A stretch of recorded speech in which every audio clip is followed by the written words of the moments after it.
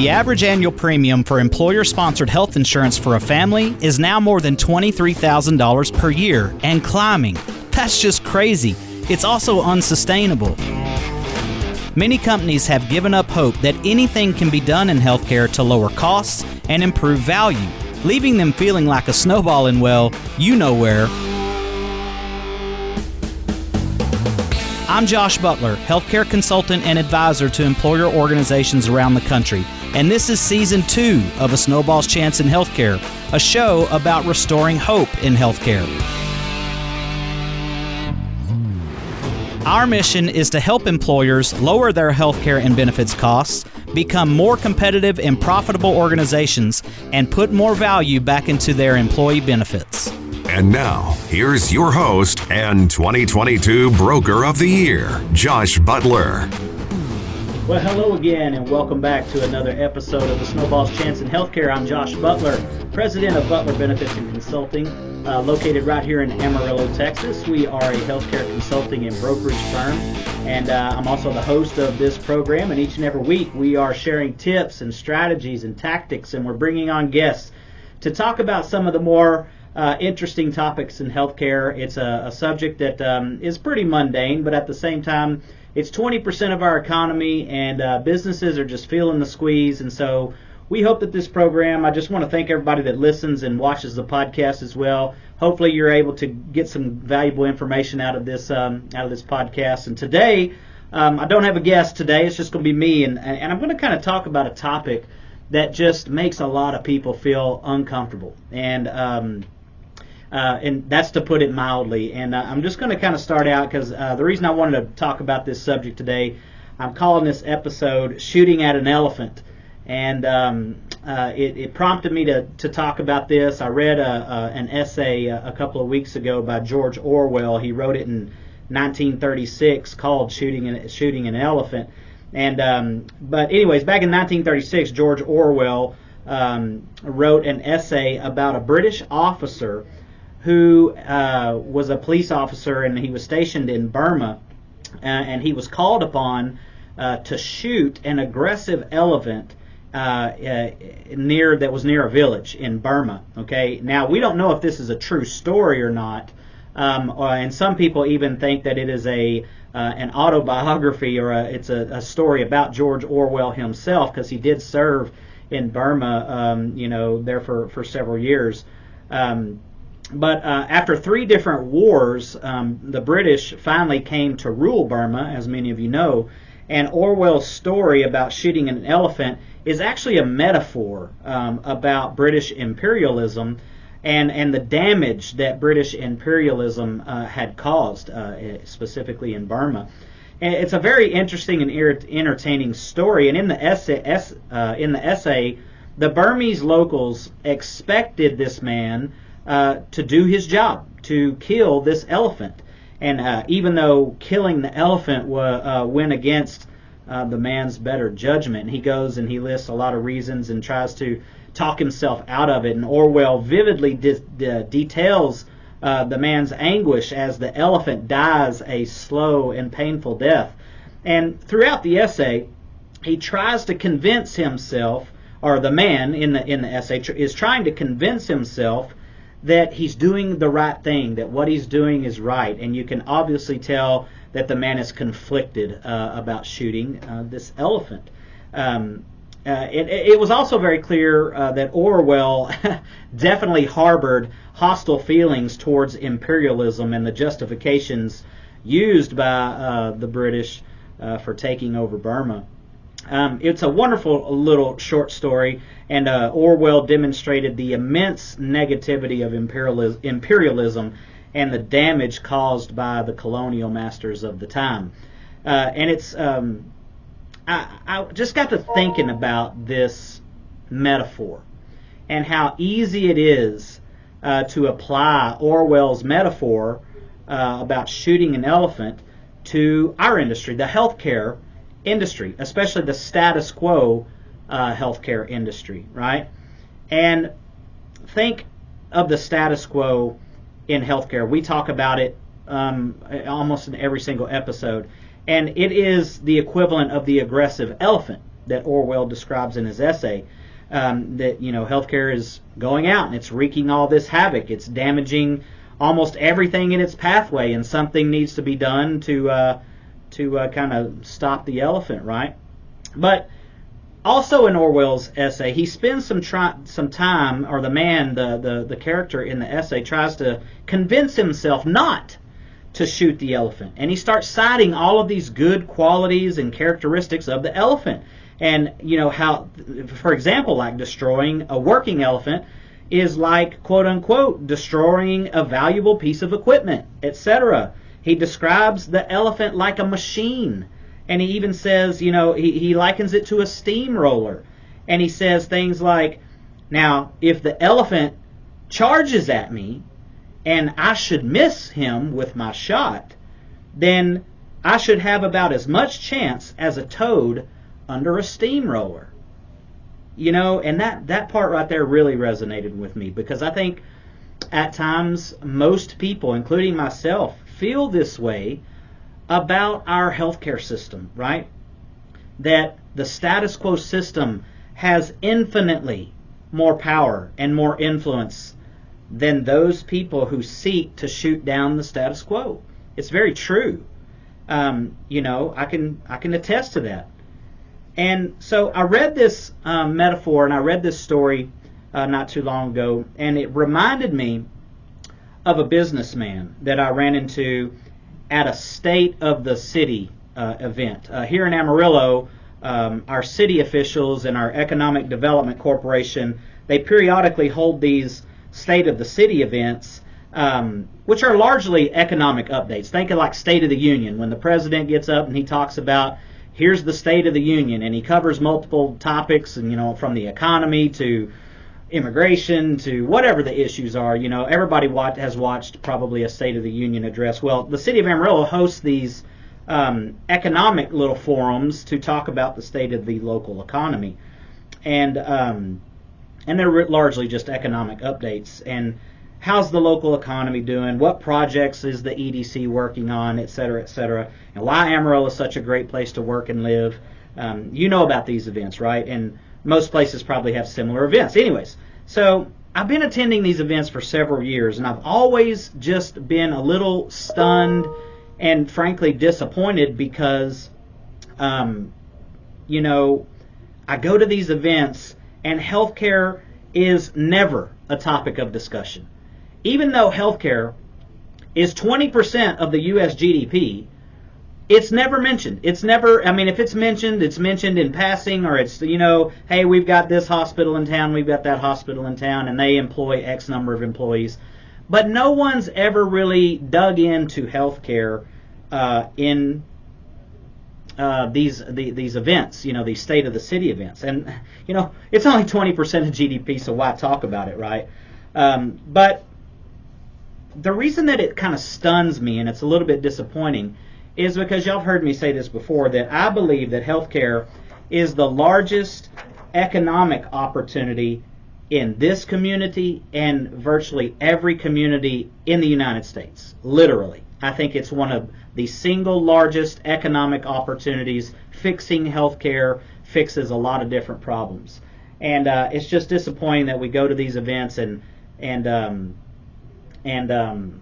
it's very seldom talked about. But back to my friend. So I went to one of these one year, and afterwards I was a little disappointed. And when the event was over, everybody was kind of talking out in the foyer of the center. And I was talking to a friend of mine who's a very prominent businessman, a very successful businessman here in Amarillo. And I made that point. Like, how do you have these economic discussions, even local economic discussions, without mentioning or going into detail healthcare? When it's 20% of the entire country's GDP, how do you not bring this up? And he said, it's interesting, and it is kind of interesting that they don't talk about healthcare. And by the way, the city just had one of these the other day. I went to it, and guess what? Once again, I left. I'm disappointed again. Their track record is intact. They don't ever talk about healthcare. But he said something to me, and he made a comment to me that day that has stuck with me for a long time. Ever since he said it, it stuck with me. And he said, it's kind of strange, and but we still have our sacred cows, don't we? and sacred cows. And man, it hit me like a ton of bricks. He's right. He's right. Healthcare in this country, and especially in this community, is a sacred cow. It is immune, it seems, to criticism. And the reason healthcare issues aren't addressed at these economic venues and these types of events like the State of the City address, this is why. And now, yeah, this is exactly why. Because from an economic perspective, healthcare hurts more people than it helps. And I know that that is a criticism that many in this community don't want to hear. Nobody wants to say it out loud. But, you know, that's kind of what we do here on this program. We call a spade a spade. And it's true. It's just nobody wants to say it out loud, much less give a keynote speaker a half-an-hour forum at a State of the City address. But healthcare, status quo healthcare in this country is definitely a sacred cow. It's often and unreasonably immune from criticism or opposition, especially hospitals. If you talk negatively about hospitals, believe me, I've experienced, folks, firsthand, you know, how some hospitals respond to criticism. Now, that's not every hospital out there. Some hospitals, Johns Hopkins is a perfect example. I know that they were criticized heavily for suing some of their patients, and they stopped that practice after they came under some very serious criticism and scrutiny from some very prominent people, and they stopped that practice. So in certain situations, I feel like good leaders welcome criticism. They welcome, you know, what could we do to improve? What can we do to make things better in our community? Not all hospitals are that way. I've experienced that firsthand. Now, I want to be really clear, though, okay, because healthcare, and we'll stick in this vein of hospitals, it's a double-edged sword, right? You've heard me talk about this before. Hospitals obviously do a tremendous amount of good in this community too, okay? From a clinical standpoint, we need them in our communities, and we want them in our communities, certainly. They do a lot of good in this community and communities across the country. But that should not ever prevent us or keep us from speaking up when they do bad or when they do harm, okay? And yes, the harm I'm speaking of is predominantly financial, but if you dig into the data like we do, you'll also see that sometimes that harm is literal physical harm too. So we should not ever be afraid to talk out or to criticize you know, players and organizations that are within healthcare. I think it's very healthy that we do that. But why can't we talk about it? You know, it's a sacred cow. And I don't think anyone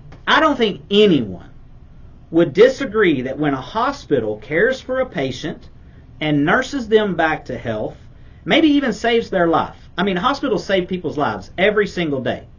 Every day, all right? No one would disagree that that's not a good thing, right? That's a great thing, okay? Of course it's a good thing. They deliver good quality clinical care, and we need them, okay? But let's just level, okay? Let's be honest, and let's tell the truth, okay? Is it a good thing? I'll ask you this. Is it a good thing when a hospital sues a patient for not paying an outrageously inflated hospital bill? Now, I'm not talking about patients who don't pay reasonable bills. If the bill is reasonable, hey, people should pay their bills. Insurance companies should pay these bills. They should pony up when the bills are reasonable. I'm talking specifically about hospitals that sue patients or turn patients over to collection agencies to be harassed because the hospital's trying to collect $50,000 for a procedure that the hospital commonly accepts $10,000 from every insurance company on the block. Now, is that a good thing? Is it a good thing to sue patients for 5 times more than what you commonly take in from a third-party contract, like from Blue Cross Blue Shield or from Aetna or for Humana? Is that good for that person? Is it good for our community? Is it good for our economy? It's not. These are the predatory type of practices that I'm talking about. Okay, this is the elephant that we're addressing. I don't see how that's a good thing at all. I don't see how that helps anybody except the hospital. If they can get it and they can get $50,000, then they just got $50,000 when they get $10,000 from everybody else. The problem, ladies and gentlemen, in healthcare when it comes to that example right there is lack of transparency. People don't know. People don't realize that this is happening because of our payer model, which I talk extensively about on this podcast and on this radio program, right? Guys, this is the side of healthcare that nobody wants to talk about at the State of the City addresses, okay? This is the side of healthcare that needs to come out into the public forum, though. This is the side of healthcare that needs to be discussed, and but nobody wants to talk about it. It's the sacred cow. It's the elephant in Orwell's story, right? It's the elephant in his essay, and it's the steamroller that he wrote about in his essay. Healthcare literally steamrolls people every day, millions of people in this country. It's the number one leading cause of personal bankruptcy. 62% of Americans say it's their number one economic issue that they face as a household. Healthcare steamrolls millions of Americans in this country. Now, I want to fast forward from 1936 real quick. I'm going to fast forward a great deal from 1936 to May 1st of 2021. Now, why May 1st, 2021, Josh? I mean, what's so significant about that date? Well, I can tell you, there's not much that's extremely significant about May 1st, 2021, okay? Here's what did happen on May 1st, 2021, though, just in case you're curious. I made a couple of show notes here. Medina Spirit won the 147th Kentucky Derby that day, okay?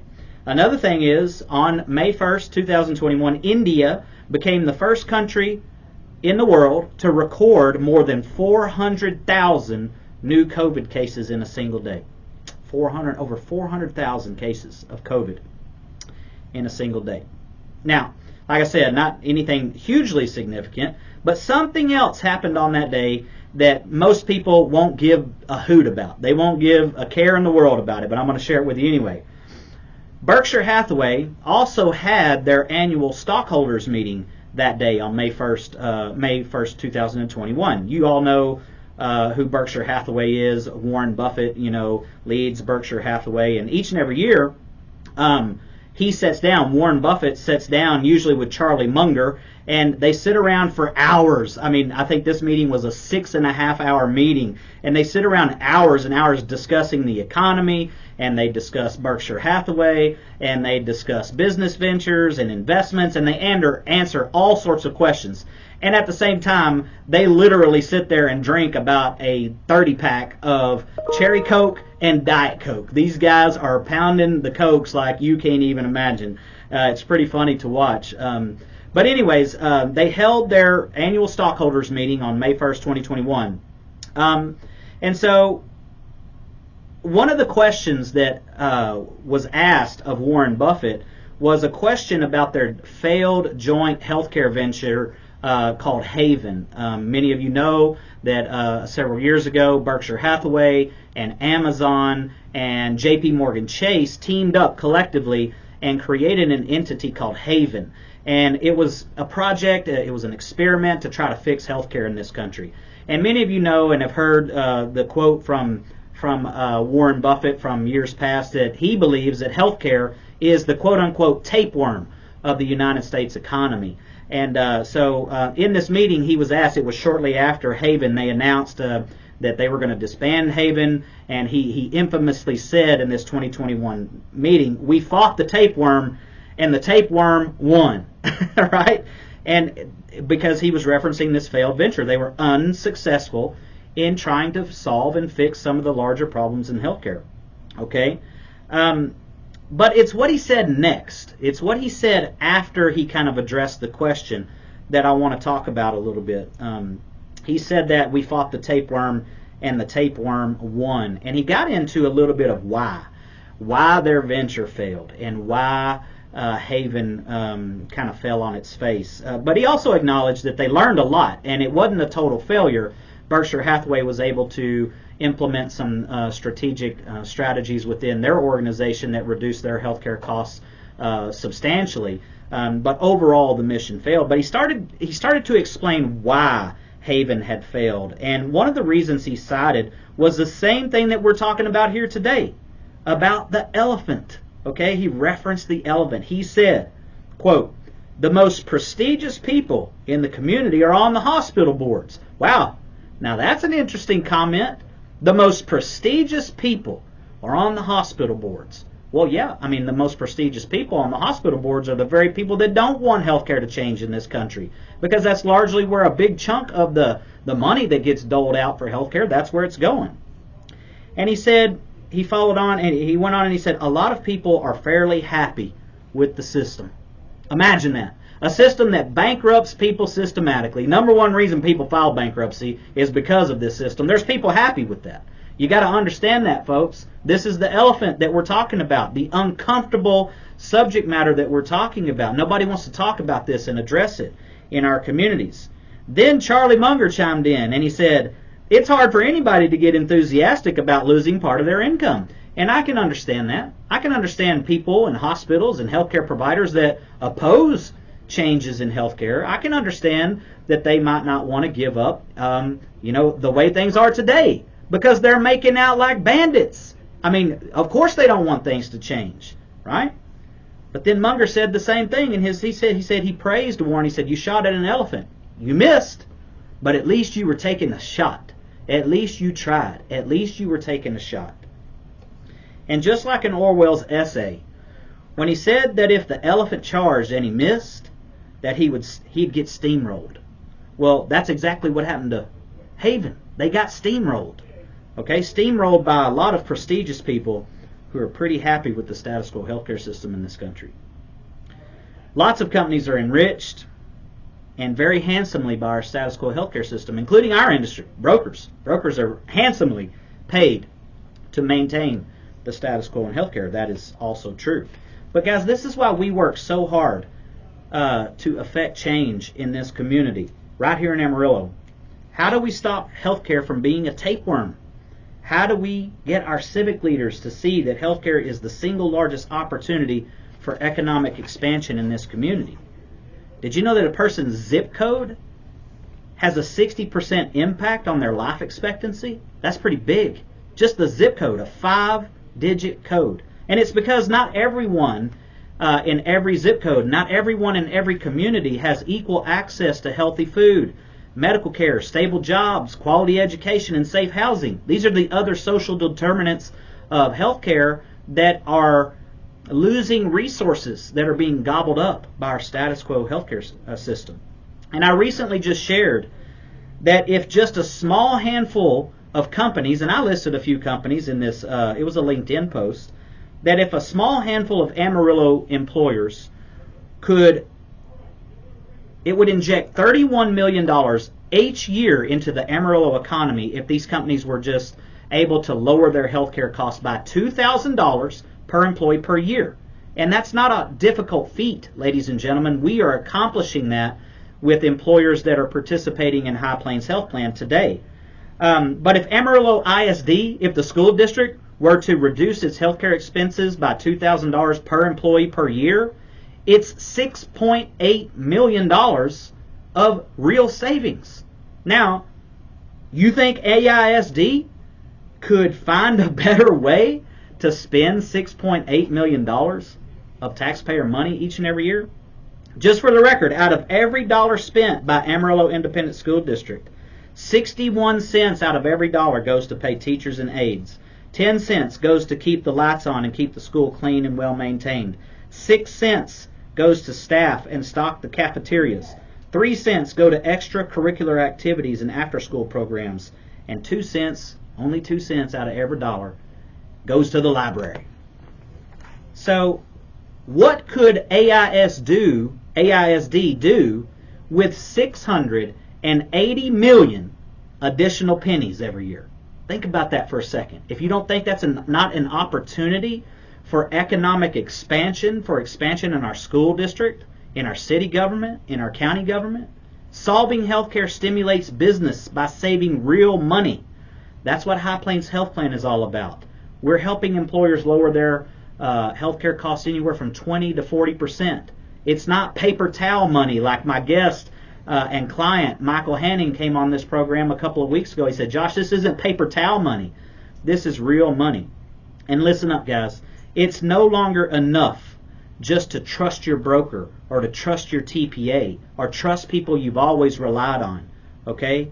They're taking care of me, right? They're taking care of me. That's not good enough anymore. Employers are expecting more out of their brokers and their TPAs. And believe me, that's a good thing. Trust but verify, as Ronald Reagan used to always say. An interesting little side note about trust but verify. He didn't coin that phrase. That is an old Russian proverb that Ronald Reagan, came across when he was studying and prepping for negotiations with Mikhail Gorbachev. Just a little side note there on that phrase, trust but verify. But anyways, guys, it's a sacred cow, but it needs to be discussed. It needs to be brought out into the open, and it is not unfair to criticize anybody in healthcare that is not working towards a more sustainable healthcare model, a more affordable healthcare model. And I hope that you guys will go to our website, learn a little bit more about High Plains Health Plan. But that's going to do it for this week. I appreciate you guys listening in. And as always, tune in next time. We're going to have a guest next week where we're going to be talking about a different topic and hopefully sharing more tips and strategies and solutions to give you and your company a snowball's chance in healthcare. God bless. Have a good weekend.